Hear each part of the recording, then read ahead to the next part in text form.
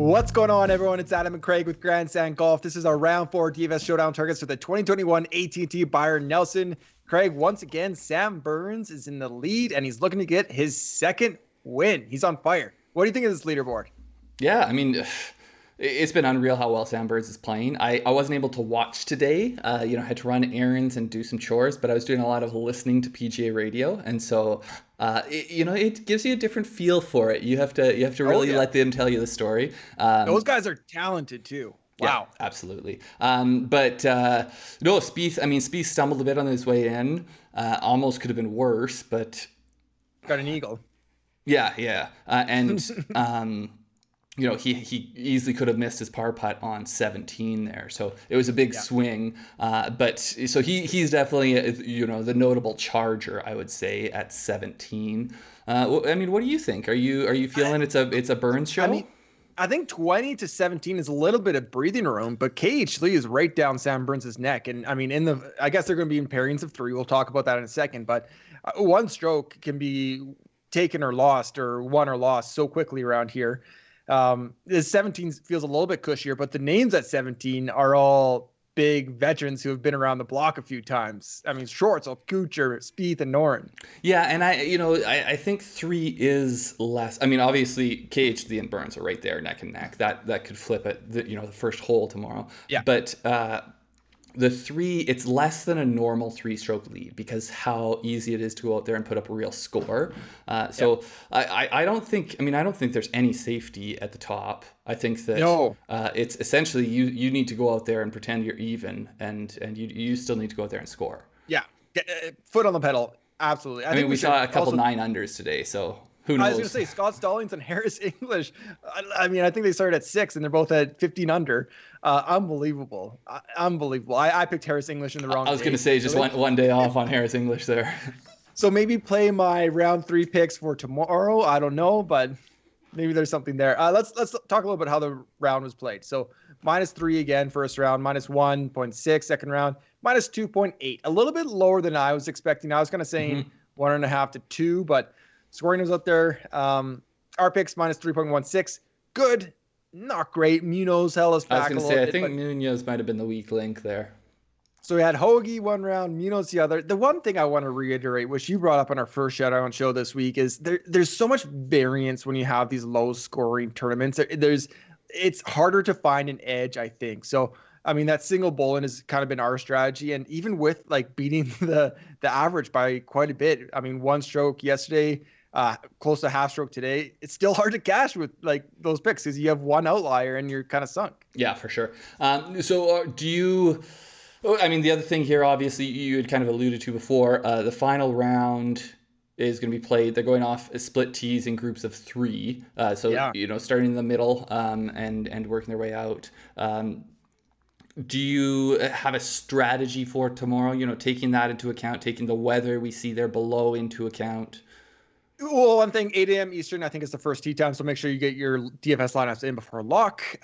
Leaders are off at 9 a.m. local, though, so they're out pretty early. I'm going a little bit more short gamers, I think, for tomorrow, a little bit more experience. And then what about finishing positions? Are you...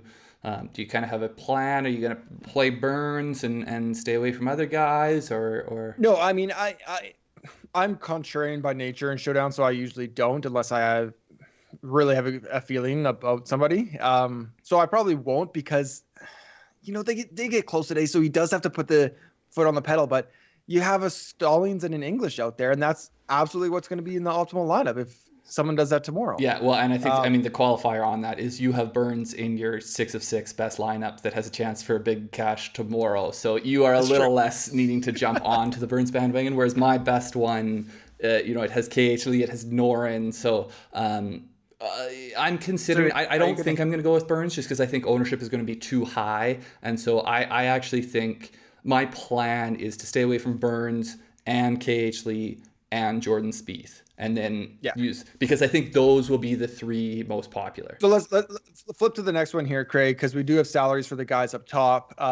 Burns and Spieth have the huge salary bump. I think the one that we see, and we might talk about this in a sec, but Kuchar has the potential to be very highly owned. But I think people are going to go People are going to go to Lee for sure at 8,900. People are going to go to Norn. People are going to go to Schwartzel. And then I suspect most people will start with Burns or Spieth. Yes, and that's essentially what I'm thinking. So, spoiler alert, I may be bringing up Kuch in a second here, but essentially my plan is to play Kuch without starting with a Burns or a Spieth. And then I think that will make me different. Like, I think Kuch is potentially one of the best plays there. And so I think that will make me different from enough other people who will start with a Burns, a Spieth, or occasionally because, you see those two at 20 and 19. Those guys would be very very appealing. Okay, let's talk about some picks that are going to take down a single entry GBP. Yeah.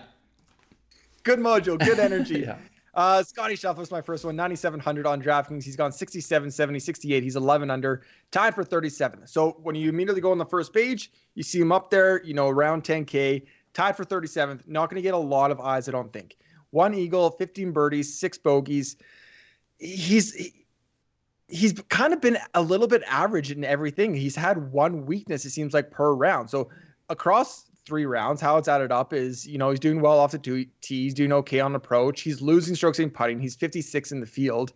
But the one thing I wanted to bring up is I think he was bogey free today, and he's also 6th in the field in strokes in tee to green at plus 2.69. So his best day yet, I think, tee to green was today with that 68. So I think he can just improve upon that.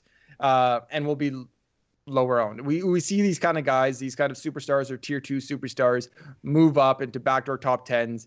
I'm shooting my shot with Scottie Scheffler this week. Yeah, I mean, I like it. I think that's that's generally the same. I'm not going to be on Scottie Scheffler because I'm going to be talking about the guy I'm on. But I think that the star player who is not in contention, I think, is one of the best things you can do on Sunday Showdowns. And just so you know, he's actually tied for 34th. So you just got 3 extra places right there, just without even starting the round. I was wondering what you're looking at. Okay. Because I've got a guy here that's at the same score, and so I was like, I thought he was somewhere else. So speaking of which, I'll get into it here. Will Zalatoris, 9,000 on DraftKings. He is also at minus 11, tied for 34th. He's gone 70, 68, 67. Essentially, this same strategy you're looking at with Scheffler. I think the problem is Zalatoris' price will potentially make him a bit higher owned there. But 2 eagles, 12 birdies, 5 bogeys. He kind of has a classic. The classic appealing showdown stat profile so far through the tournament.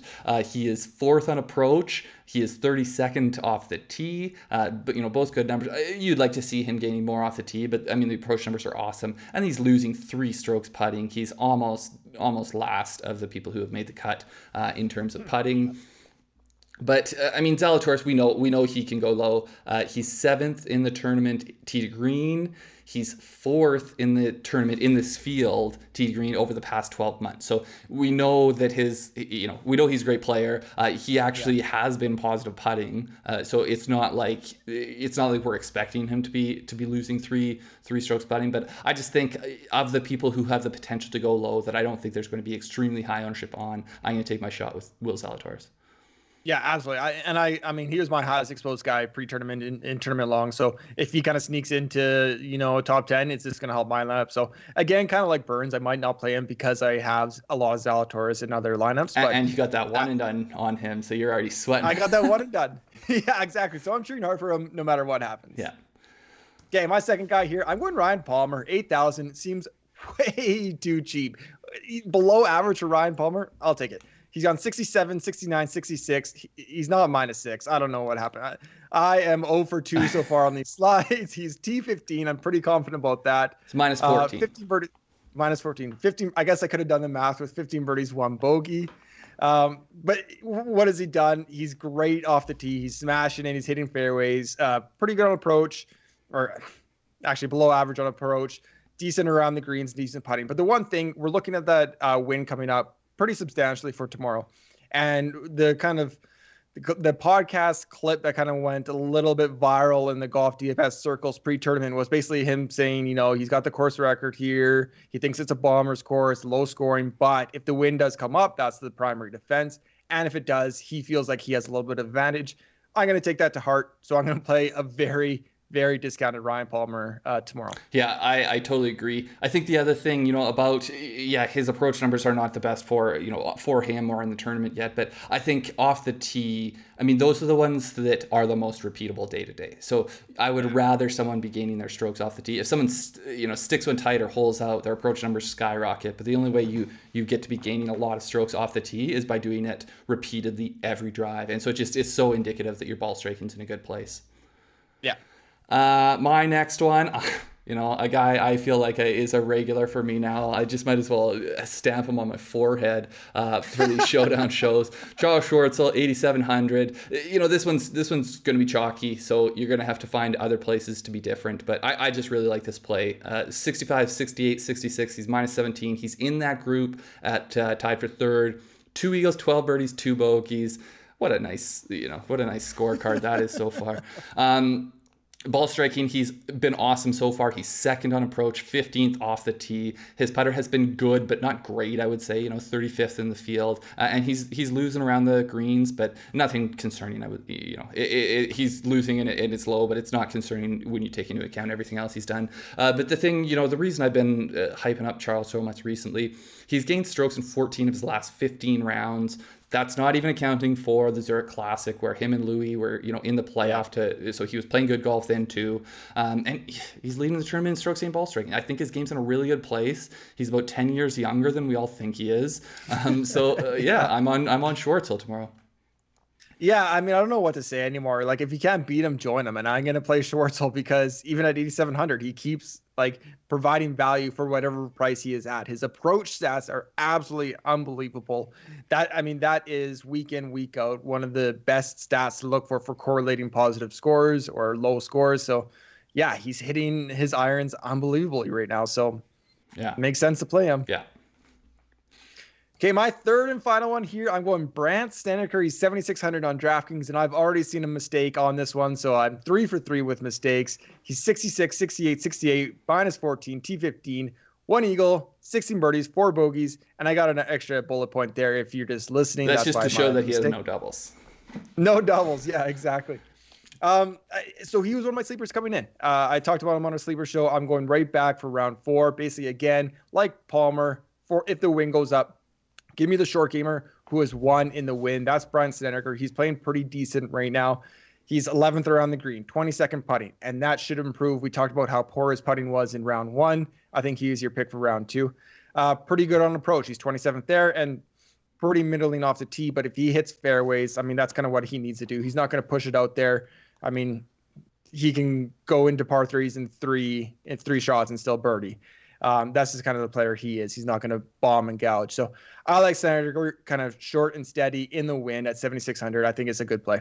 Yeah, I agree. It's a little weird to me, to have him at 7,600 still, because that was about where he started the tournament, wasn't it? I feel like... Well, he was a sleeper. I think he's 74 maybe. Okay, but it has not gone up very much. Whereas you look at... And I think this is one of the reasons I like it. You look at Bramlett is at 15 under. He's 7,700. Seamus Power is at 16 under. He's 7,800. Yeah. But those guys started... mid 6K. So I just think you're getting really good value with Snedeker at 14 under at 7,600. And that's what he's saying with his hands there. He's like, why are you not pricing me up? Is it, I don't know, is it a disrespect stamp? I'm not quite sure. It might be close, but... It's on the fence, but I don't know if I'm going to hammer that disrespect stamp. It's an opportunity stamp. Yeah. I like it. Okay, my last one. This is the one we've talked about. It's another chalky play to me, but I think so. The reason, I guess I should address, we don't like to bring up these chalky plays. We think that it's like bringing up a Spieth or a Burns today. But when I do, it's because, well, first off, I'm making one lineup tomorrow, so I want to make sure the guys I'm bringing up, I actually put in my lineups. But you're having 100% of Kuchar. Yeah, so I have 100% exposure to Kuchar. But I'm saying this because I like this chalky play. Like there's times where I'm not going to be on chalky plays, but it's going to be popular, but I like it still. It's 7,900. He's gone 67, 66, 66. So you could see why I'd like it. He's been fairly good and consistent throughout the tournament. Minus 17, tied for third. 19 birdies, 2 bogeys. Very nice, clean scorecard there. He's positive everywhere. He's top 30 in the field in all the strokes gained categories. But the reason, and you know, I think I mentioned this. I don't know if I mentioned it on the Wednesday night show going into the tournament, because you said you had Kuchar and I said I didn't, but it was one that I was a little bit uncertain on because he was playing really good golf coming into the week. I just didn't really like the price. He was more expensive then than he is now when he's tied for third going into the final round. So I don't really get that. But you look at, so 16 of his last 20 rounds, he's gaining strokes. He's averaging over 2 strokes gained over those rounds. So it's not just this week that he's playing good golf. He has been playing good golf coming in. I don't think it's not, you know, sometimes people are playing good golf and it's very high profile that they're playing well. I don't think it has been that way with Matt Kuchar. So I really like the play. I think it's good value at 7,900. I know that there's going to be high ownership on it, but I'm still making it. Yeah, and I mean, I want to point out, I don't know if I should share this or not, but after our video yesterday, we were talking and you're like, you know, I just really like Kuchar for tomorrow. I really like Kuchar. And I kind of went back, made a second lineup. I'm like, I think I'm going to throw in Kuchar. Me too. I cashed one with Kuchar in it. Yeah, me too. So that's good. That's good to know, because I thought you might be chasing the fact that you didn't play him, but you did play him. So that's good. That it makes me feel better. It's not the FOMO clicking on it now play. It's the he got me today, so I'll get on him again tomorrow. And I think that's a great point for some of our new listeners, new subscribers. Don't come to the round 3 or round 4 showdown show and expect us to pick the leaderboard. That's not what we do. But except this week, apparently I did. Except for this week. But not the Burns or the Spieth. Unless we really want to hammer home a point, we're going to look for guys that are a little bit contrarian, that we fill out the lineups with a Burns or with a Spieth.